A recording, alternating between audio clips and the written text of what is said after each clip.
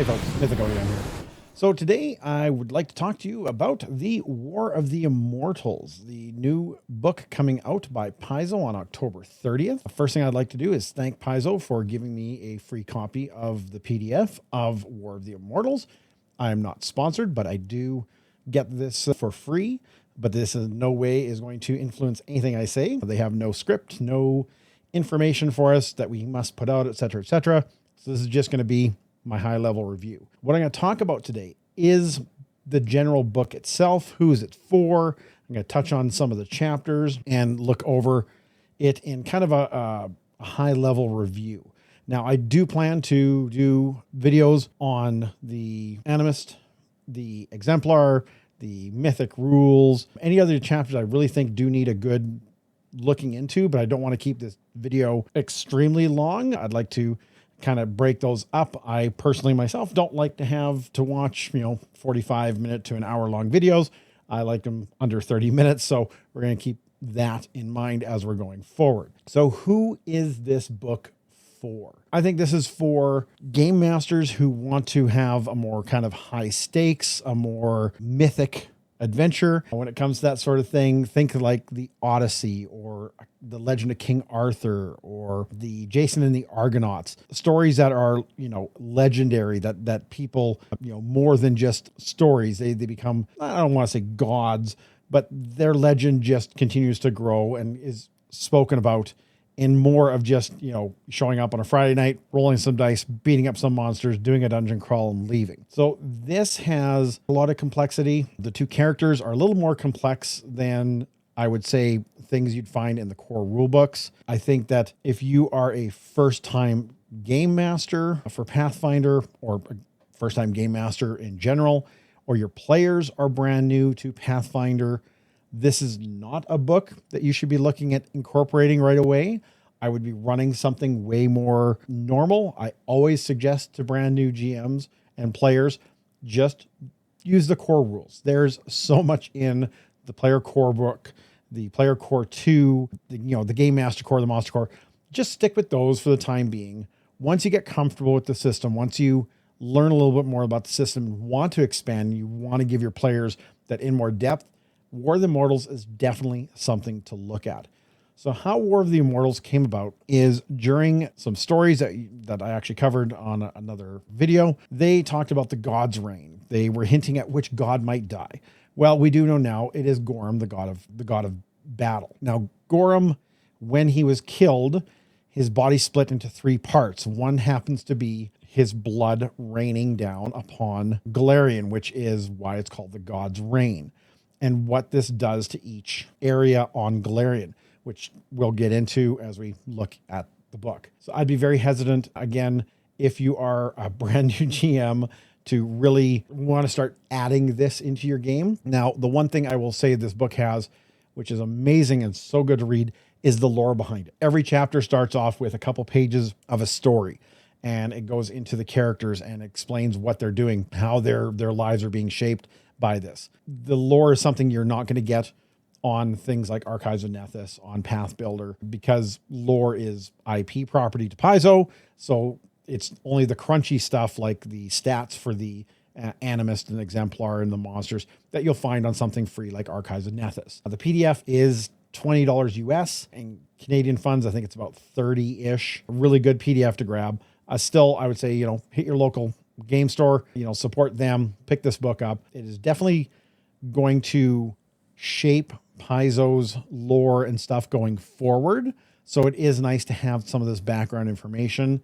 There's, of course, a novel coming out in a little bit as well that's going to go into this. And again, it's one of the first novels I think Paizo's put out in a couple years, if I'm not mistaken. So I'm actually very excited to take a look at this and get a good read on. So that stuff I would look at. So let's start going through chapter by chapter and seeing what is kind of in this book. Again, I'll do a more high-level review of specific things on other videos. So remember to, hit that like, subscribe button, and even click the bell for notifications on new videos. I'm going to try to get these out in the next few days, barring life and work. So in the table of contents, you can see that we have the book being roughly about 224 pages, 10 of that being a glossary. A couple pages of that being, the front and back cover. But they pretty much give you a nice introduction. It's a couple pages. Then they start talking about the Animist and the exemplar. Those are your basic classes for this book. Again, they're pretty much in line power-wise when they're standalone for the type of characters they are, even though they have a little more oomph to them. But the Animist, to me, is more like just a kind of a jacked-up witch, and the exemplar is, akin to a fighter or a champion. Again, just a lot more moving parts to it, which is, again, why I would suggest as a new player, you wouldn't be looking at the Animist or the exemplar. I do believe they should have the rare tags on them. I think that's one thing that the Paizo said that they forgot to do is actually label these things. That's important. Chapter 2, Servants of Power. This is kind of a fun one because it goes into the archetypes for the Animist and for the exemplar. Again, those have a rare tag on them. Rare, for those unaware, means you have to talk to your GM before they would let this in. GMs, you need to read these classes or these archetypes before you let them into your game. It does have a much different feel to them, and it has a much different flavor to them for games that you might be running. In the second chapter, you also see that there are new archetypes, which I'm going to go over when we get to that chapter. But these archetypes are basically what you would do for characters such as the barbarian, the witch, the fighter, instead of the ones that are in the player core rulebook or the player core rulebook 2. So instead of them taking what you'd call a subclass in 5e, you'd go with these archetypes first. So they would take over. They wouldn't be added to them. The third one is Myth and Legends, which it gets into the actual rules for running a mythic story, running for mythic characters, etc. We're going to get into that. They also have a really nice gazetteer, which is pretty lengthy. I think it's almost 20 pages of how the God's Reign is affecting every single area in Golarion. It gives kind of a nugget. It's not a full-blown story, but it is enough that you get an idea of what's going on in those areas. And if you're running a campaign in those areas, how you can adjust your campaign for the God's Reign. Part 4 is the paths to immortality. And those are basically your 12th level mythic dedications. So basically the way it works in Pathfinder is you start off with your base class. At level 2, you can take an archetype. If you have the free archetype rule, you can use those feats, etc. Roughly, you take till about level 8, and then you can, level 8, start taking a second dedication, or you can keep going up in one. And then at level 12, you would gain a third dedication, just the way the rules kind of work.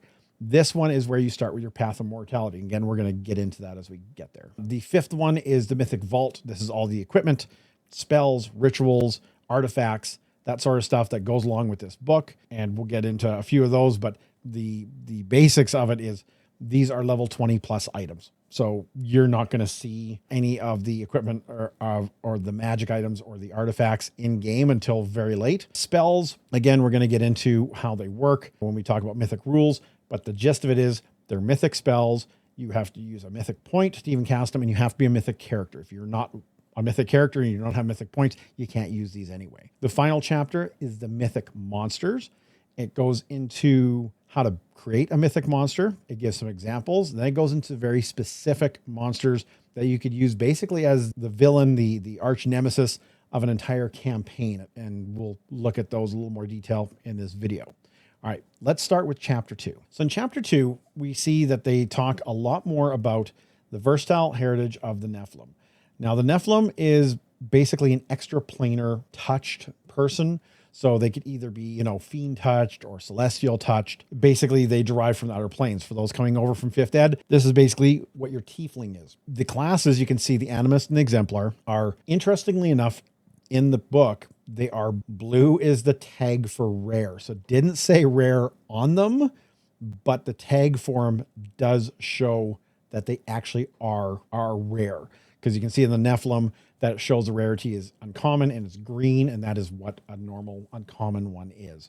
Uncommon just means with your GM about taking the heritage first, it shouldn't be a huge problem.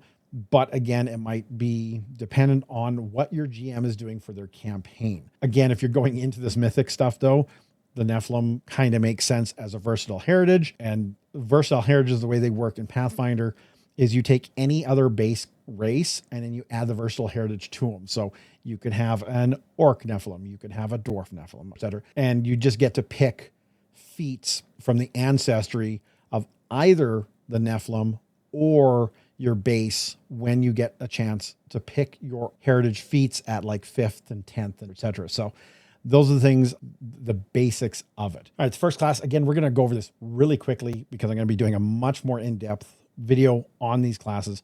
The Animist is basically a person who has a lot of spirits always around them, guarding them, interacting with them all at all times. They might be the ones who can only see the spirits, which could be, you know, the crazy hermit that you always hear, you know, the Baba Yaga type idea. It's kind of akin to the witch because the spirits work like a familiar. They don't exactly though. Again, I'm going to get into this in a much bigger, longer video because there's a lot to it. It is a solid class. Again, on its own, it is absolutely fine. I don't see any issue with it other than there's a lot of complexity to it. And that's why I would just steer a new player away from it, or a new GM away from allowing it, just because of the complexity of it. It takes a little bit more to it than just throwing it in. You know, I'm not saying that, you know, fighters and rogues and stuff are much easier, but in my opinion, the Animist is a little more complex than those. So I would hold those off for a bit. All right. Next up is the Exemplar. So the Exemplar is basically a deific touched fighter. They are like a vanguard. They're meant to be more of what I call it, like a denial class. They are meant to kind of stand in front and stop people from getting to the other people around you. They are meant to really be in the front line, get in there, get it mixed up, have more things focusing on them than on their friends. They have an ability called icons. Icons could be a magical weapon, could be a magical emblem, etc., etc. They start off with one, they get more as they power up. Again, the reason I would suggest not letting a brand new player use this, or a GM, a brand new GM, bringing this into the campaign, the icons all have special abilities. They have a passive ability. They have a active ability when you fire it up.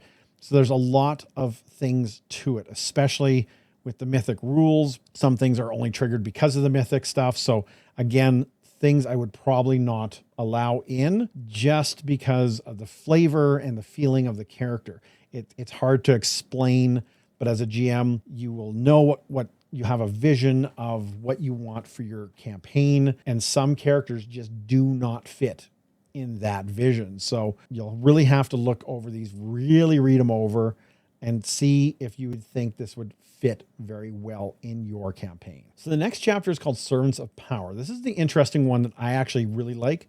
To me, I am more of a fan of options that expand the base classes and not just adding more classes to the game. Some people feel the other way. They want to have a multitude of classes.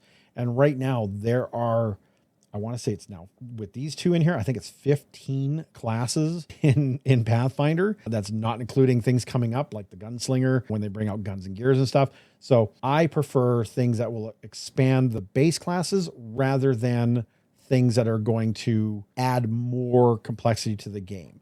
So these are actually pretty cool. So when you look at these are, again, what you call the dedications. So when you hit 2nd level, you can pick a dedication and basically multi-class. This is how Pathfinder multi-classes. And what happens is if you are not using the free archetype rule, you will use these feats instead of your base class feats as you go up in levels. A lot of the times, most GMs run a free archetype, which means you will get this feat on top of the feats that you get for your class as well. So this is where you have to watch. There's a lot of chatter online, mostly the Exemplar being very rough, as in broken, as in overpowered, when mixed with other martial type characters. So we'll have to see if Paizo tweaks anything, listening to feedback about it, but we'll take a look. So the Animist, again, is your spirit person. They get their dedication feat at 2nd level. Then they would get stuff at 4th. They have a couple choices. At 6th level, they only have one. 8th level, 12th level, going all the way up to 18th level, etc. Again, this is an interesting class because you can take this all the way up to 20th level and get those feats. But again, if you're running a mythic campaign, you would be looking at starting the other items we're going to get into at 12th level. So that's where you'd want to take a look. So the exemplar dedication, again, this one is supposed to be rare. It is not tagged rare, but it definitely has to be rare. This is something that, again, if you are a GM, you have to not just read the exemplar dedication, you need to read the class itself, because there's a lot of stuff built into it that you need to know to make an informed decision if you're going to allow this into your campaign. Right now, there's a lot of, again, on the Reddits, on Facebook, and a few other chat groups about the problems with the exemplar running with another martial character and how much extra power they can get. The game for Pathfinder is very balanced. It's supposed to be very balanced. This one kind of throws that a little bit out of balance. I'm not going to get into this too much about why, but it's just something you need to be aware of as a GM. Now we get into the class archetypes. Now what the class, so this is the Avenger. The Avenger is your rogue archetype. So instead of taking the Thief racket or other stuff, you would take the Avenger. You take the Avenger as the Avenger racket. So this would take over from anything else that was in the player core. You get certain feats on this character as you go up in levels as well. So as you can see, it's got nice, this is why I do like this kind of thing. This just adds a little bit more interesting stuff to a base class, and I am all for that sort of stuff. I do like to see the expanded base classes. I think, to me, that's where focus should be, but I'm not a game designer, so I can't talk about it. The Blood Rager is your Barbarian class. This is a really cool one, which uses a lot of, well, blood and gore to power themselves. The Seneschal is interesting because it is actually your witch. I had to read this over once or twice just to make sure. It's interesting because your prerequisite is you must be a witch who has lost contact with your patron, which is very interesting. So instead of a patron's lesson, you gain the manifest will hex, and your familiar learns one common first rank spell of your choice from your spell list. So I think this is a very interesting take on the witch. And yeah, again, I would like to see this sort of stuff more in the upcoming Splat books. Your Vindicator is a ranger. I really actually do like this one. I'm going to talk to the GM of one of the games and maybe suggest that this gets looked at for one of our players who's playing a ranger, who I don't think is in love with the type of ranger he's playing. This might be a little more interesting of a choice. Again, this would be something the GM has to look at, the player has to look at, and make sure that this is going to fit into the campaign you're playing. Again, Paizo does a good job of making sure everything's balanced. People are saying, yes, we see a little more power creep going on. And yeah, it's going to happen every once in a while. You're going to write stuff in. But for the most part, this stuff is fairly balanced. So the Warrior of Legend is your fighter archetype. Again, this would take over from other types of fighters that are in the core rulebook. But this is really neat. Another option of the base fighter class, giving it a little bit more punch up, a little more interest to it. So the third chapter is called Myth and Legend. This is where it gets into the crunch, the rules of the mythic characters. It gets into how to tell a mythic story, what is being a mythic character, what it's all about and stuff. And again, if you're a GM thinking about taking your campaign this way, and for me personally, I am actually looking at this for our Kingmaker series. To me, in our Kingmaker series, using the mythic rules kind of makes sense. They're not just, running through a dungeon they're not just running through a dungeon like in Abomination Vaults. They are building an actual kingdom. They are creating a massive legend for themselves. If they pull this off and make it to level 20th, they will be legends in their own right. So adding this kind of mythic stuff to my game personally would make sense. Again, for any other GM, you're going to have to really look at this because it becomes a big part of your game with the calling for the players, for the things the challenges they have to face to advance in their mystic beings. There's a lot of different steps involved in that, and you have to be ready to add these steps into the game at certain points, because otherwise it just becomes a game and you throw some extra power in there. To me, you really have to craft a story around this, and that's going to take you time, it's going to take you effort, and you're going to have to learn a lot of extra rules. The basics of the mythic abilities is they remove hero points. So when you start the game, you get 1 hero point. You can use a hero point to re-roll a failed save, an attack, a check, anything like that.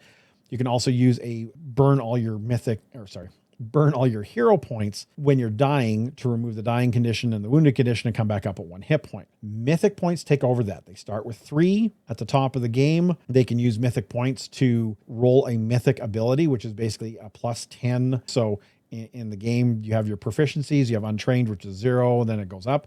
Mythic gives you a +10. Now remember, if they already have a proficiency, such as trained, expert, master, legendary, they only get the balance of the mythic. So they don't get a +10 on top of their mastery proficiency. Mastery is a 6. They get an additional +4. So again, that's why I'm saying as a GM, you need to kind of really look at these rules and get to know them a little bit so you don't trip yourself up. And the only way that a player can get back mythic points is to do something amazing. They have to defeat a monster. They have to do things. When they have certain abilities and feats, it'll actually say in there, you gain a mythic point when you do X, Y, Z.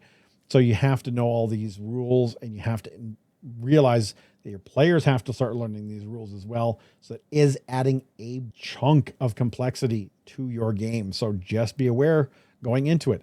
I'm not saying you can't do it. I'm just saying be prepared for all this stuff coming up. So one of the things to know is that players end up with a mythic destiny, which we'll get into in the next chapter. You have to kind of really watch and weave your story to make their mythic destiny make sense. One of the things they talk about in the book here is you want to have your 4 people replace basically the 4 horsemen of the apocalypse. So you kind of have to start weaving that part of the story into it. You can't have someone who is afraid to ride a horse suddenly be a horseman of the apocalypse type idea. You have to really watch the tone of it. You have to watch how this is going to work, and you do have to weave it in. When it comes to mythic stories, we're talking things like the Odyssey, Jason and the Argonauts, King Arthur. Those sort of stories are what we're talking about when it comes to myths and legends. And you have to think about that when you are starting a campaign, or you're going to introduce this into your campaign. This is how this is going to affect us moving forward. It starts on having a calling is, well, what it sounds like. They feel a tug of destiny pulling them a certain direction. Again, this is something you need to really work with your players. You could have only one person doing a mythic destiny, by the way. It doesn't have to be every single one in your group, but you have to work with them to make sure that they know what's going on. You have to work with them about getting the story involved and getting them into the buy-in. The worst thing that's going to happen to you is you want to tell this wonderful mythic story and the player or players don't, and they don't want it. They're just going to ignore it, fight it, whatever. They're going to go through trials as they up in their levels, and they're going to have the final battle, final push when they get upwards of 17th plus level to get into whatever their mythic calling was. One of the biggest things to know with the mythic rules, and this is something you really have to think of again, it is incredibly, and I mean incredibly hard to kill characters. Now, I just literally released a video last week about TPKs. This can stop a TPK, but it could also lend itself to a TPK because players might start thinking that they are literally never going to die no matter what you throw up against them. So the way the mythic rules work is when a character hits dying 1 and they get all the way up to dying 4, or if they have die hard, dying 5. Instead of dying, they come back at 1 health and they get the doomed condition. Doomed. And what happens with the doom condition is it removes your dying threshold by 1. So if you normally would die at dying 4, let's ignore die hard right now. If you'd normally dying 4, you would now permanently die at dying. You would die at dying 3. So what happens is they would get to dying 3 and they would become doomed 2, et cetera, et cetera. If you ever get down to doomed 0, or you get if you ever get to doomed 4, 5, if you have die hard, you permanently do die. Getting rid of doomed is pretty easy. You need a good night's rest, and you remove 1 level of doomed for each night you rest. So if the players get even doomed 3 and they manage to take 3 days to rest and relax, that doomed condition goes away completely, and then they're back to going. So it becomes much more difficult for them to die, which kind of makes sense because you're running a mythical game where you want them to get to these heights. But it can also lead to a lot of carelessness, a lot of bad tactics, a lot of metagaming that, we can't really die. And that can lead to a TPK. You could wipe the party because of that. It would take an immense amount of combat for them to get to that point. So it's something to think about. Again, when you get into these mythic rules, is that these characters are going to be around probably for the entire time, which would make some players very excited, which would make other players kind of meh because they might not have the option to swap out characters at some point, which can happen in other games. One of the things I want to point out is the recovering mythic points, because this is a big thing. Again, remember that hero points usually are supposed to give out 1 an hour. I have a timer on my StreamerBot that automatically picks one of my players every hour when we're streaming to award a hero point, because I have the memory of a goldfish and I will forget all the time. So this just automatically throws it out there. So how to recover mythic points, because this is much, much different. There's only a few ways to do it. One of the first ones is you need to slay a mythic opponent in combat. It restores 2 mythic points to the character whose attack, spell, or effect defeated the opponent, and 1 mythic point to all other mythic characters in the party. So basically, the person who steals the kill, if they have not been putting a ton of points into it, gets 2, everyone else gets 1, which is kind of funny. In our last Kingmaker, Solomon, our rogue, managed to actually smoke, I think, 3 creatures that were just literally at like teetering on either between 1 and 9 hit points left after being beaten down by everyone else, and he ended up stealing the kills. I find it fine, a fair game, it's funny, but that is a thing. Completing a mythic deed restores 3 mystic points to each character in the party. Again, mythic deeds are a specifically designed task that you've given them that they have to finish off. It is not normally just a straight encounter. Usually there's a build up to it. Following their calling by taking actions particularly in line with their edicts, as determined by you, the GM, it restores 1 mythic point to that character's mythic pool. Again, there are certain edicts and anathemas that mythic characters have to follow depending on what they're doing. You can have a legendary accomplishment such as an epic sacrifice. It can restore 1 mythic point for a character, even if it's not in a more defined way of recovery. Again, the GM is going to have the final say in when these kind of points would be tossed out. So on page 85, there is a very good description of unlocking the paths forward from level 1st to 5th level, 6th to 10th level, and 12th to 20th level. This is where it explains how you can build up their story, how you can build up certain events, etc., and how to kind of really, it gives you a lot of good GM advice on how to advance the party or the player going forward with the path to immortality. Now, the Mythic Gazetteer starts at page 86, and I want to say it goes for almost 20 pages. This is an amazing read. I read over this actually twice because the information that's in there is just so well written and explains so much about different areas that your game might be in, such as Absalom, such as the Broken Lands, such as the Eye of Dread, the Golden Road, the High Seas, the Impossible Lands, the Mwangi Expanse, Old Cheliax, the Saga Lands, the Shining Kingdoms, the Face Arcadia, knowing all the stuff in there. Talking about Casmeron and the Chaos and Kellish, the Bride of Ydirsias, I think I'm saying that right. Thunder on the Plains echoes the ancient past. So this goes into a ton of stuff. In Garund, in Tianxi, which is interesting because Tianxi just literally dropped in August, and now they're talking about how this God's Reign is going to be affecting that going forward. And that's the end of that chapter. But again, it is an amazing amount of lore in there that will allow you to really kind of seed in things that are happening during the God's Reign. Because remember, like I said in the beginning of the video, this is going to continue the theme through the rest of Paizo's upcoming releases. So this will have an effect going forward. So the Path to Immortality, this is the next chapter. This is chapter 4, and it talks about, again, basically dedications when players hit level 12. They start taking these paths. Most of them are uncommon. There's one rare in there. This is, again, where you want your players to look at these well before level 12. You do not want them making a decision, kind of a knee-jerk reaction to what they want to do. This is something that should be shaping their character from pretty much the ground up.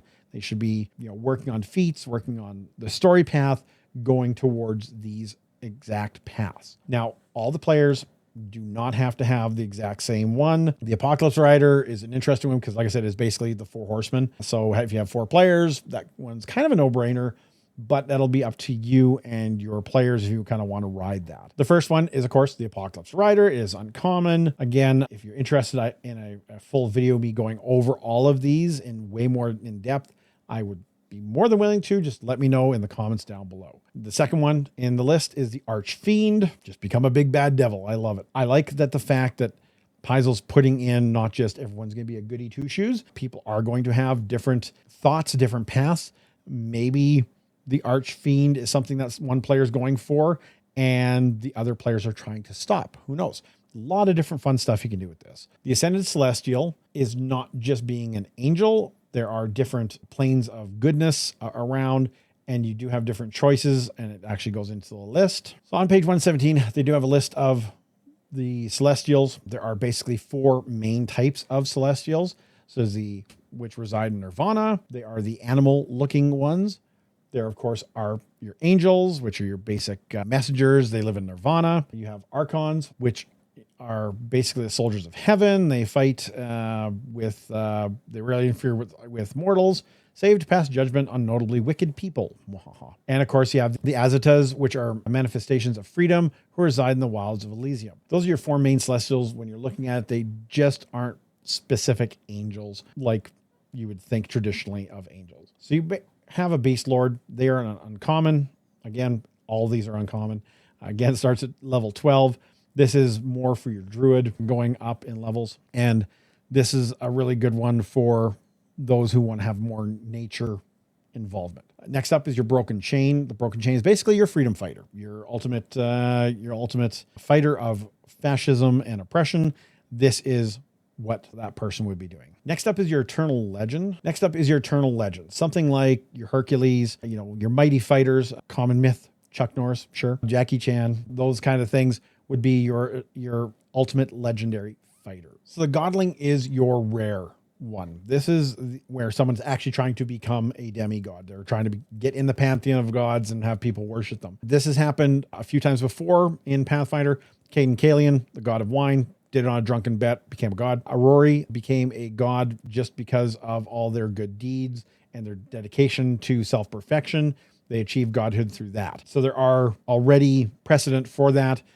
But again, that's a very rare one. And again, as a GM, really think if you're going to want to have that sort of thing in your campaign, because one of the things to remember is if you're going to run someone up to being an immortal and the campaign ends shortly thereafter, you're going to want to still have that godling person show up in the pantheon on your next campaigns and stuff.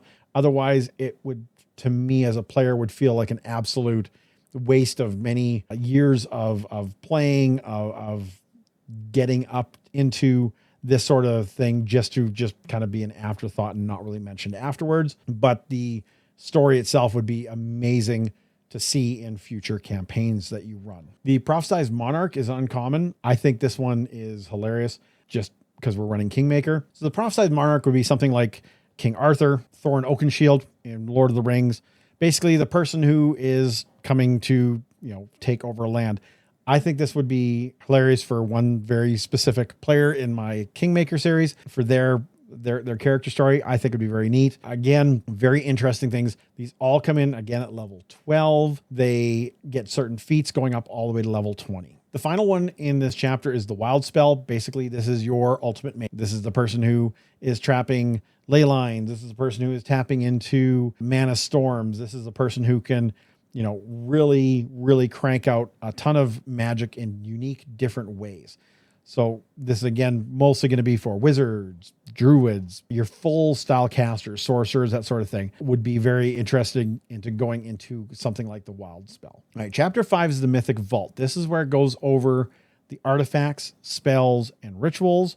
and regular equipment. So the regular equipment is just basic equipment, extra stuff for some of the characters that they are introducing. You'll see things like the light armor, the medium armor, etc. You'll see some new melee weapons, some martial weapons, some new ranged weapons. All this stuff is, I would say, fine, absolutely fine for any player to pick up and use. It's absolutely nothing other than flavor of the type of weapon, having a gladius, having a war gavel, etc., etc. It's just more flavor. It's when you get into the magic items and stuff, that's where things change. So when you get into things like the mythic ruins, the first thing you're going to notice is, one, they have a rare tag. They have a mythic tag, and they also are level 20. So these are items that you're not going to be using in anything other than mythic campaigns. They usually have, the price 70 grand, it has to be estrogen armor for the ruin. They have a special reaction or they have special triggers, etc., etc. So again, these are not things you're going to be using in a regular game. So if you're not using the mythic rules, this entire section is going to be something you're not even going to have to look at. Mythic artifacts, we look at this stuff. These things are item levels 20 plus. Again, this is absolute end game stuff.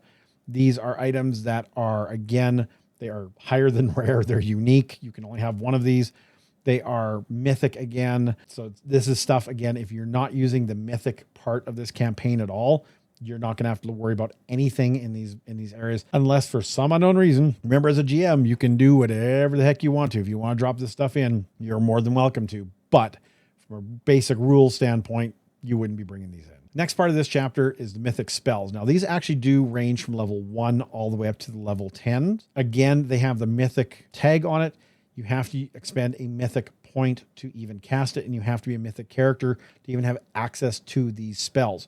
So again, if you're not going to bother using the mythic rules, this entire section, this and the art of the rituals coming up, again, stuff you'll never ever need to use. So the final chapter is the mythic monsters. Now, this chapter is broken down into, first of all, a story. There's always a story in every single chapter, which is really fun to read. Then it talks about the mythic monster templates. And that's actually probably where you're going to spend, you as a GM, a lot of your time, is creating mythic monsters that will fit your campaign, will give the players their mythic challenges that they require to get up in abilities and stuff to progress their story. And then it gets into very specific monsters, not even monsters. These are full obstacles. These are full creatures that you can base an entire campaign around. So in this, it goes through the mythic abilities. It shows you the mythic monster levels and what they should have at certain levels. So at level 1, they'd have a mythic resilience on 1 save or mythic resistance. At level 4, they gain the mythic power ability. Now what this is they gain a pool of 3 mythic points that they can use throughout the encounter. With these points, they can use a point to use a mythic skill. They can use a point to recharge something that they had, such as a spell or a once per day ability. They can remove a condition, which is kind of important. Sometimes players can get something pretty sticky on them, like stunned is really rough. They can remove that. They can re-roll for a mythic point. And one of the best abilities they have is the Undying Myth. So you use all the creature's remaining points, which has to be minimum 1. And if they were about to die, the creature recovers 50% of its maximum health. That is gross. Party that has just went through, hell to get this creature down and destroyed, who are probably pretty battered, especially if it's a main boss that's usually going to be a severe or extreme encounter, is now going to have to fight this guy at 50% of the health. That can literally turn it from a victory into a very, very bad day for them. It also talks about the different types of templates. So having a mythic brute, a mythic caster, a mythic striker, and then they go into basically here's what your mythic ambusher could look like. So this is a mythic Gogateth, which is a 12th level creature. They go into the mythic brute. So here's a little bit lower level creature. This is a level 7 mythic ogre boss. Next up, we have the mythic caster, which again is a mid-level creature. It is a mythic lich, but it's only creature level 12. I do like the fact that they are giving some lower level, some mid-level, some higher level stuff in here as examples of how to create these characters, which is very important because you're going to have to build most of the mythic creatures yourself. So just bear that in mind. The Mythic Striker, again, is a very low level creature. It's just a griffin. It is a level 4, but again, it's really nice to see that these things are all over the chart when they're building them to show you that there are more levels than just epic level play. Creatures can be mythic at level 1. The next part of the book also goes into standalone creatures, such as the Demon Lord Vulot. Now, this is a really good way to use the book for even just using these characters right how they would be. They come with backstories. They come with how to put them into your campaign. They give you some plot hooks. They give you some information. It gives you stuff about like their background, their motivations, etc. It talks about using them for low-level campaigns. It talks about using them in the mid and the high-level campaigns. It gives you a full creature stat, such as the level 21 Lich here. It also goes into the mythic deeds. Now, these are things that the players have to attain as they're going up in levels to continue their mythic odyssey. And the one thing you'll notice is that these aren't just hack and slash encounters. They are things like research. They are things like social encounters. They are a whole bunch more behind it than just, killing something and moving forward. Even if you decide you're not going to use any of these guys, the Demon Lord, the Immortal, Trickster, etc., this is a really good spot to learn how to use these items. See what these high DCs are like. Check out the stuff that is in the GM core, such as researching and social encounters. So even if you don't use these verbatim, having the bits and pieces in here to show you how to craft a mythic adventure is extremely important for a GM. So throughout the remainder of this chapter, they have other folks in here. There's the Immortal Trickster, the Mythic Kaiju Agira, the Oliphaunt of Jandelay, which is a ginormous elephant with multiple tusks. You may have seen them on the Lord of the Rings. They have the Sublime Breath, and they have Varix that was. So all these creatures, beings, thoughts, all come with a lot of lore behind them, a lot of good things of how to implement them into your game. So if you're going to go a mythic route, these might be a seed that you can use to spark that imagination and get things going in your game. And there's also the Weaver of Webs. Think Shelob from Lord of the Rings, which will give many people nightmares who have arachnophobia. And finally, there's about 8 pages of a glossary. So that's the overview of the book. I'll be making some more in-depth videos regarding the Animist, regarding the exemplar, going into a lot more into the mythic rules and talking about the Servants of Power and the level 12 to 20 archetypes that are going to get people up into the godlike tiers. So please remember to hit that like and subscribe button, ring the bell for notifications. I'd love to hear your thoughts on this book, The War of the Immortals. Is it something that you as a GM would be interested in running your campaign? If you are a player, would you be interested in having a campaign like this run for you? I'd love to know what you think in the comments below. But that is it for me today. In the meantime, between time, in all your games, be full of myth, mirth, and magic. Bye for now.